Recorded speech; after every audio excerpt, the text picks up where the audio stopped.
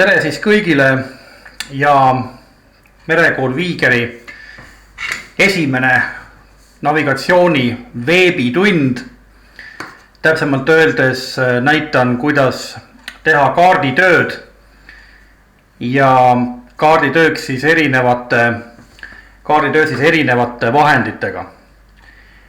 Merel on kaarditöö äärmiselt tähtis isegi siis, kui meil on olemas elektroonilised vahendid ja ka paberkaardiga töö on alati hea, et sellega on suht vähe võimalusi eksida. Aga vaatame siis täna kõigepealt selliseid asju, et kuidas me märgime kaardile kurssi ja mis vahendid meil selleks on. Kõigepealt muidugi ka, et selleks, et kaardile üldse kurssi määrata, peab meil olema merekaart.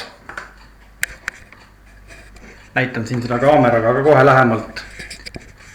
Ja merekaart on siis selline koht, mida me siis oma laevasõidul kasutame ja planeerime oma laeva või paadisõitu. Hetkel minul on siin Nõva lähedalt Keibulahe kaart.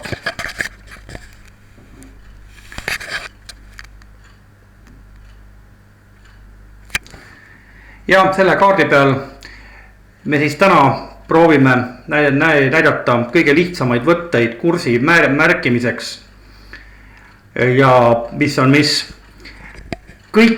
Selles videos kõiki meresõidubi ja peensusi ja tingmärke me veel kohe praegu ei räägi, aga selleks on olemas päris mitu materjali. Kui te panete Google'isse meremärgid, siis leiate need sealt ka üles. Aga meie eesmärk praegu on näidata teile seda, et kuidas on võimalik määrata kurssi erinevate vahenditega, nii selleks mõeldud kui ka käepäraste vahenditega. Ja siis alustagem, mis vahendid meil siis selleks vajalikud on. Üks asi, mis meil on paralleeljoonlaud, mis on ka täiesti navigatsiooniks vajalik või navigatsiooniriistadeks olemas. Ütlen veel ära, et selline asi ei pruugi küll igalühel kodus olemas olla, aga vajalik ta on. Kui te kavatsete võtta meresõitu tõsisemalt ette, siis võib selle omale soetada või ka ise teha. Ja kuidas me siis selle paralleeljoonlauaga siis töötame? Nagu te näete, paralleeljoonlaud käib ta niimoodi, panen siin kaardi peale, käib ta siis niimoodi lahti ühtepidi ja teistpidi. Ja milleks see hea on? See siis ongi kursi võtmise koha pealt vajalik liigutus.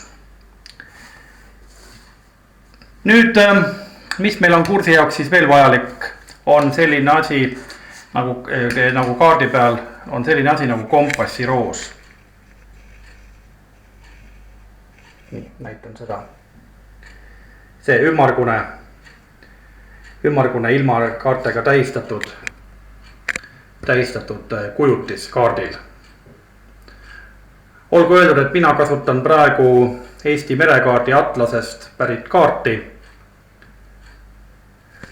Ja meie siis võte, mida ma siis tahan teile näidata, on siis, kuidas võtta kurssi vahenditega, mis võib-olla ei olegi nagu ka selleks otseselt loodud, aga mida te saate kasutada alternatiivselt paralleeljoonlaua ja teiste kaarditööriistade asemel.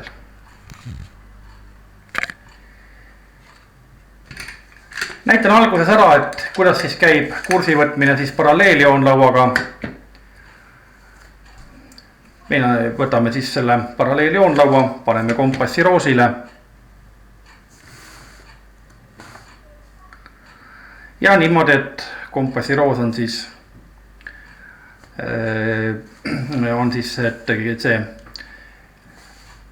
joonlaua serv jookseb läbi kompassi roosi keskpunkti ja tõmbame kriipsu pliiatsiga. Ilmtingimata kasutame alati harilikku pliiatsit kaarditöös, sest meil on vaja alati kaart ka ära puhastada peale iga tööd, sest iga kord meil uute kaarti ei tule. Ja nüüd nagu me näeme, siis läbi kompassi roosi on siis meil kriips. See on nüüd meie kurss kas siis ühele poole või teisele poole. Täpselt sama asja me saame teha ka tavalise joonlauaga. Võtame, tõmbame läbi. Aga kui me nüüd paneme kurssi, nüüd on see point, mille juurde mina täpsemalt jõuda tahtsin, siis kaks võtet, kuidas te saate teha, kaks võtet nüüd, mis on tegelikult jõuavad küll ühele eesmärgile, kuid erinevat viisi. Üks variant on see, et kui me kasutame paralleeljoonlauda ja me tahame jõuda kursi võtmiseks näiteks siia, et me tahame võtta siit selle krassi madala juurest.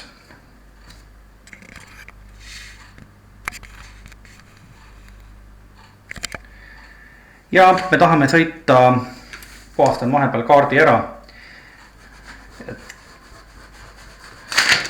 Puhastan vahepeal kaardi ära. Soovitavan seda teha siis niimoodi ühte pidi, et kaarti hoida. Ja ütleme niimoodi, et ma tahan sõita, siin asub Nõva sadam ja ma tahan sõita siia krassi madala juurde. Teen siia kõigepealt risti ja nüüd siis planeerin, nüüd siis vaatan, et oletab, et ma tahan jõuda krassi madalast, siin on üks meremärk, et ma tahan sõita selle meremärgini. Võtan siis praegu hetkel paralleeljoonlaua ja ühendan selle siia sadamast lähtekohaga ristikesega. Teen ka siia risti, siis on siin ka arusaadavam, märgin punkti ära. Ja nüüd siis panen ühte punkti, joonlaua teise punkti ja tõmban kriipsu. Nii. See on minu sirgjooneline kurss Nõva sadamast krassi madaliku Toodrini. Nüüd, kui mul on paralleeljoonlaud, siis ma saan kursi teada sedasi, et ma panen selle siia, joonlaua siia uuesti siia joonele ja liigutan lihtsalt paralleeljoonlauda nii kaua, kuni ma saan siis siia kompassi roosile ja kuna ma tahtsin sõita siis kirde suunas, tõmban siit joone läbi. Nii. Ja siis vaatan kompassi roosilt, mis minu kurss on. Olgu öeldud, et kompassi see välimine ring, mis siin on, see näitab siis geograafilist ehk tõelist kurssi. Ja selleks, et saada teada kompassi kurss, me peame alati võtma siit keskelt variatsiooni või paranduse ja selle siis vastavalt tõelise kursi kraadidest lahutama. Ja vaatamegi siis, mis meil siit on, mis meil see siit näitab. Näitab meil siis siin see kraadidest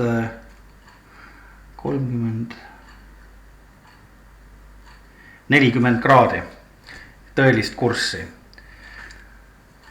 Kirjutan praegu siia, et TLK ehk tõeline kurss võrdub 40 kraadi. Nüüd on mul vaja teada ka kompassi kurssi. Ja ma kirjutan siia peale kompassi kurss võrdub. Nüüd kui mul on see vaja seda kompassi kurssi nüüd eriti täpselt teada, siis on mul vaja see kurss nüüd välja arvutada selle variatsiooniga. Ja variatsioon on siis kirjutatud siia keskele.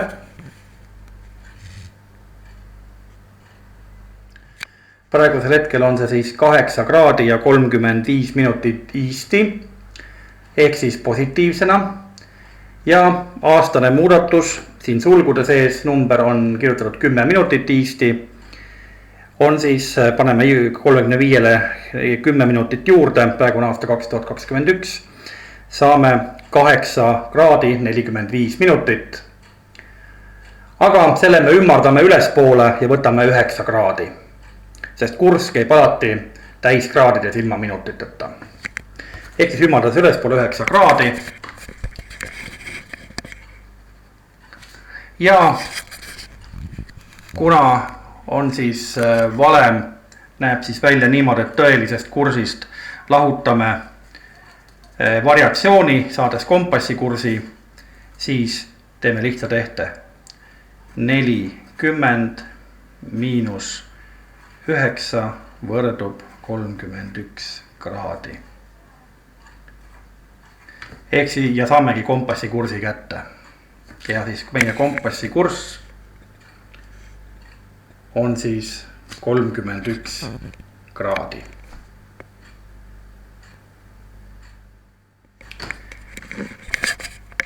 Seega siis peame valima kompassil 31. Paneme sättima niimoodi, et me sõidame 31 kraadi suunas ja see siis on meie kurss. Nüüd kasutades, kui me kasutasime seda paralleeljoonlauda, siis paralleeljoonlauaga on see asi, et temaga, kui on suuremad kaardid, siis me peame temaga niimoodi kõndima kompassi roosile ja tagasi ja kurssi. Ja et kui meil oleks kurss näiteks kuskil mujal, eks ole, ja oleks teistpidi või mitte teistpidi, aga on kuskil kaugemal, siis me lihtsalt tuleksime niimoodi kõndides sellega niimoodi siia tagasi kompassi roosi peale. Et kui lihtsalt oleks vaja niimoodi suusatada temaga. Aga nüüd ma lubasin näidata, kuidas me saaksime võtta kurssi siis, kui meil ei ole paralleeljoonlauda ja meil on tavaline joonlaud. Muidugi on sellega kaks võimalust. Üks võimalus on siis selline, et kui me tõmbame sama kursi, ütleme siit, tõmbame lihtsalt ühtepidi, siis kui teil on kindel käsi, siis me võime lihtsalt selle joonlaua libistada kompassi roosile ja siis korrigeerida. Ja siis täpselt samamoodi tõmbame siis selle läbi selle kaardi ja saame täpselt samamoodi kursi arutada. Aga alati võib juhtuda sellist asja, et käsi võib vääratada ja siis tuleb siia tulla hoopis midagi muud. Kui me tahame nüüd väga täpsed olla, siis üks variant, kuidas me teeme niimoodi. Panime siis siia peale.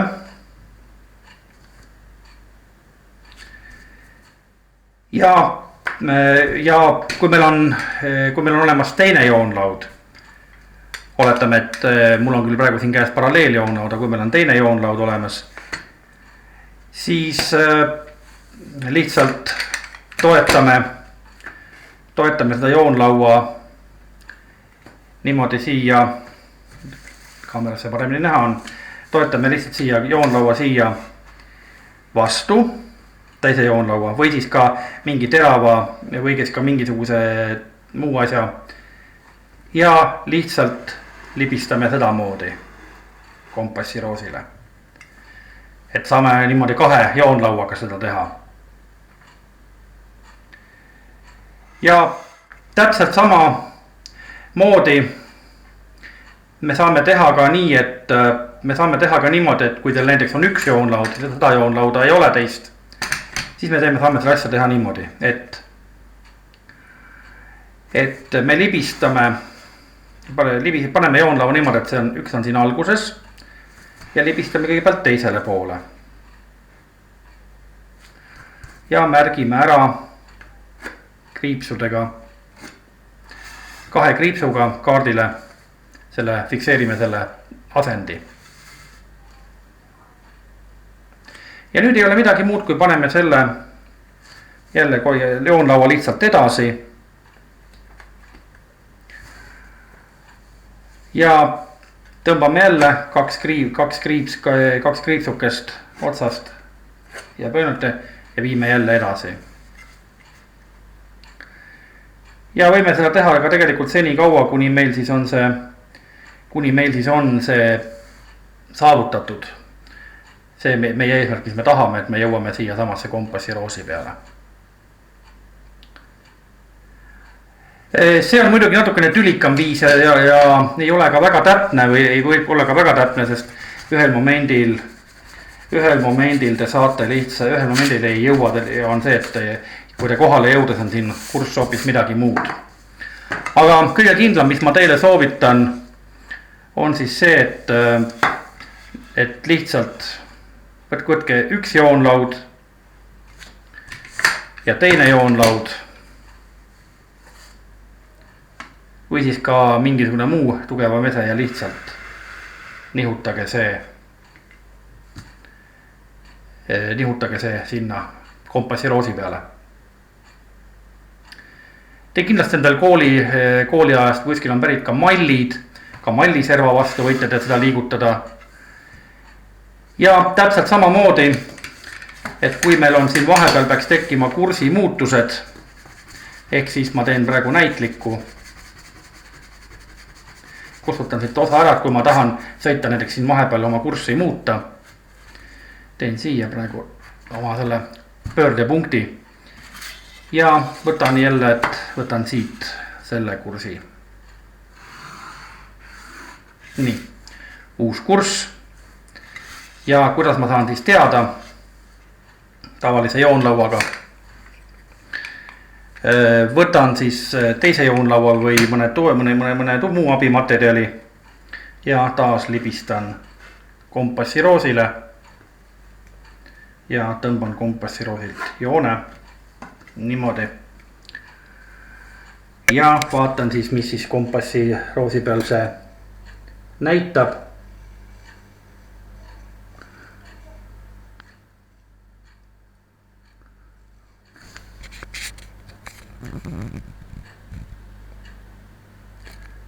Ehk siis 328 näitab tõeline kurss.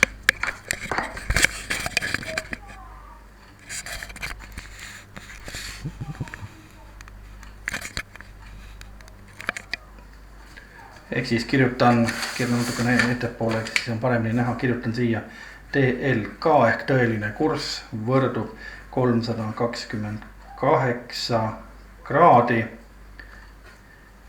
Ja kompassi kurss siis vastavalt sellele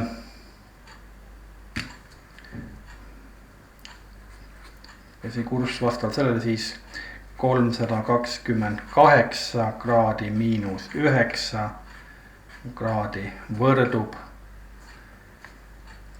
319 kraadi.